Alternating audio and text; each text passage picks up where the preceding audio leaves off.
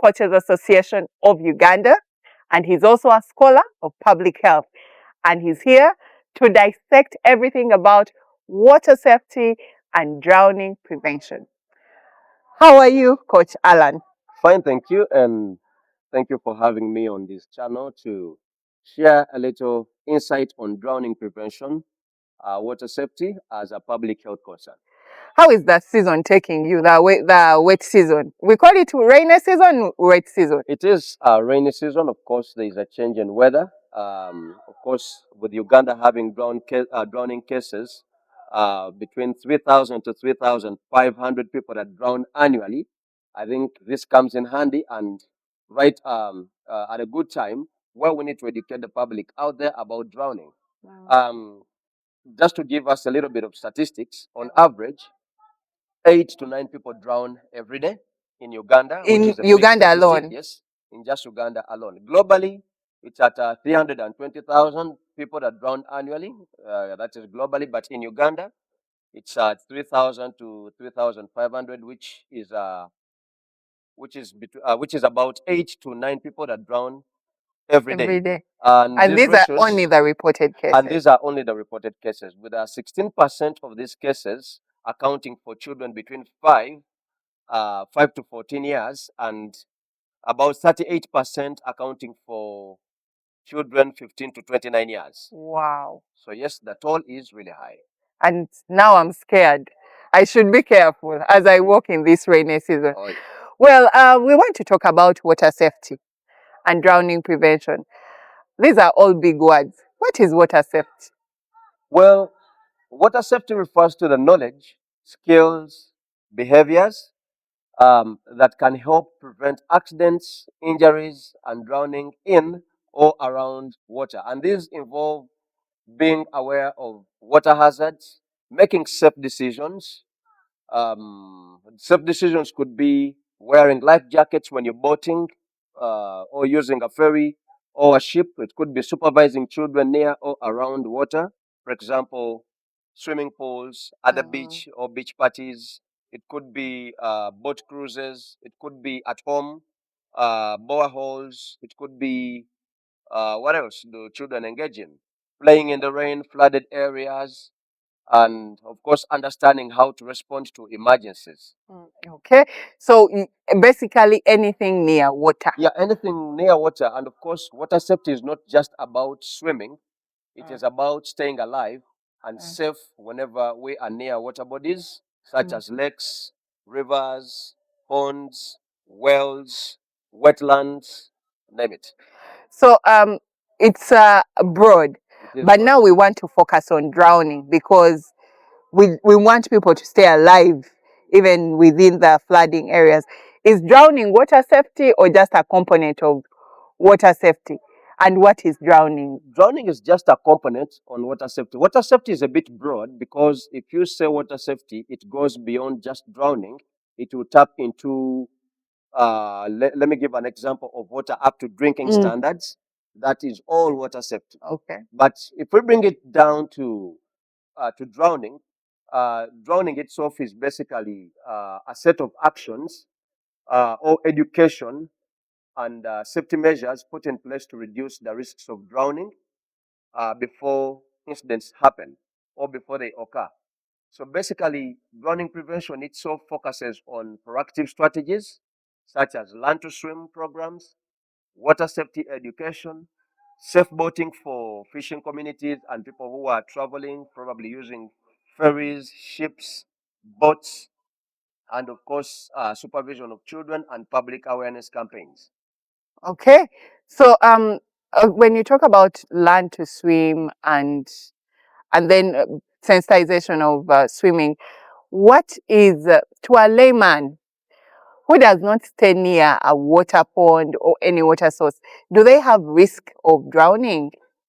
Yes, the risk of drowning is not only limited to people who swim, because drowning prevention basically means stopping drowning incidents before rescue comes your way.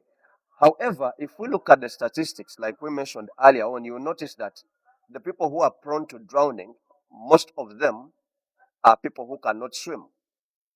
Yes, we've had incidents of people who can swim that have drowned. For example, I will use an example of shallow water blackout, which is a very common scenario to very good swimmers.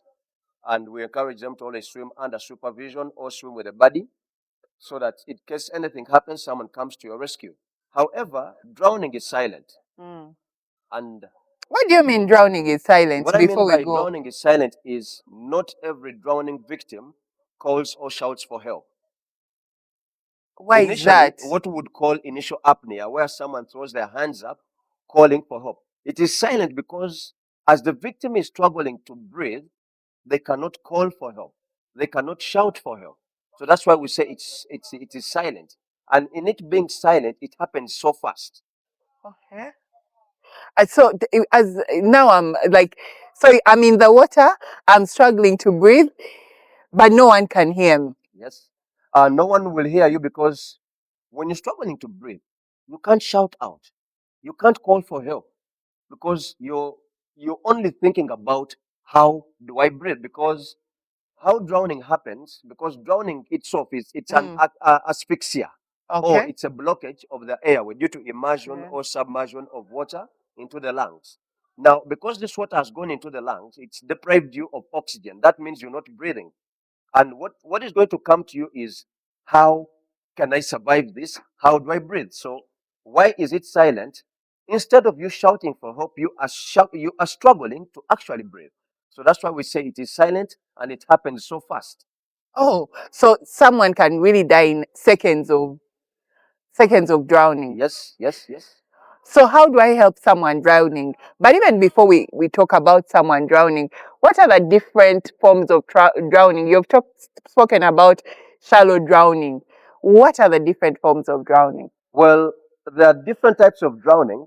For example, we have what we call wet drowning. Now, under wet drowning is when a victim ideally, basically, gets water into their lungs. For example, through the submersion or immersion of water into the lungs. The moment they take in water, that is wet drowning. However, there is also dry drowning, where they don't get to drink water, or they get a small sip of water and then that pushes them into drowning. Alongside that, there is also what we would call there's freshwater drowning, Mm. and then there's saltwater drowning. Now, under freshwater drowning, which is most common in Uganda, because we have fresh The lakes word and like rivers, say, yeah. fresh waters, Mm. it's the most common.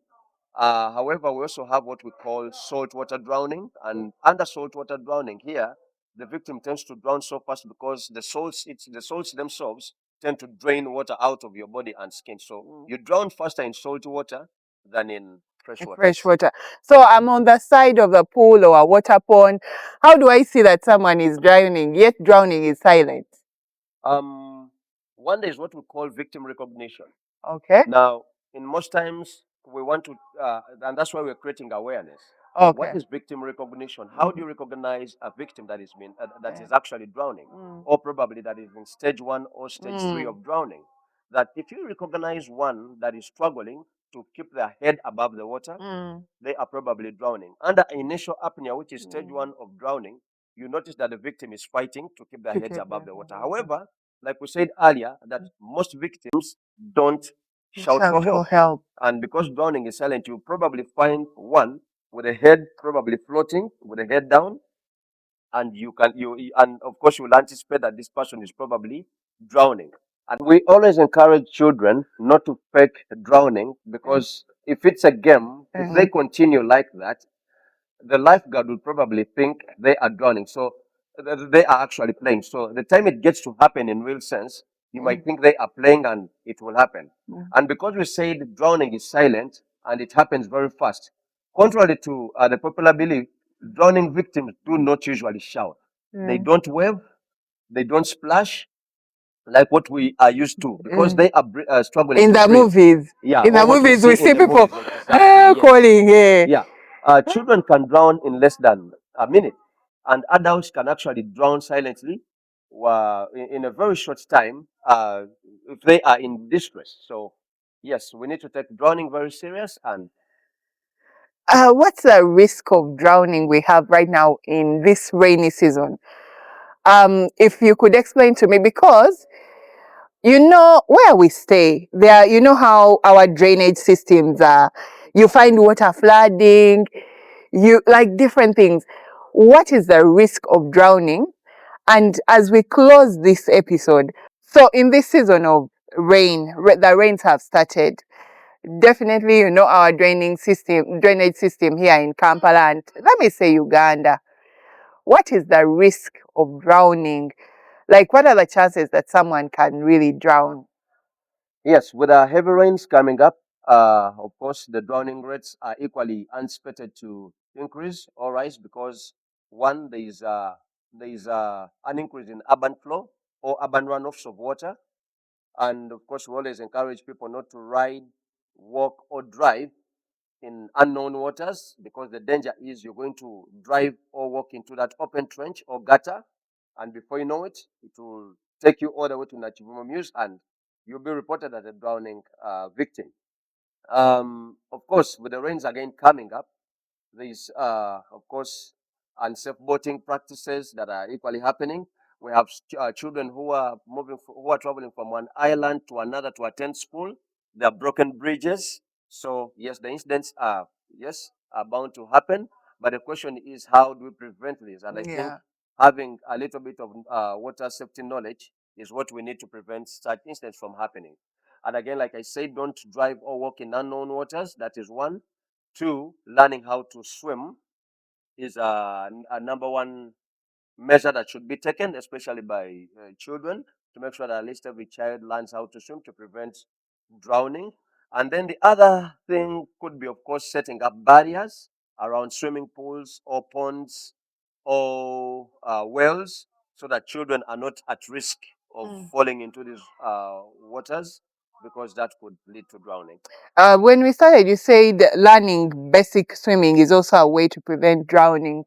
For a person who does not know swimming and they find themselves in a place of drowning, I am the drownee.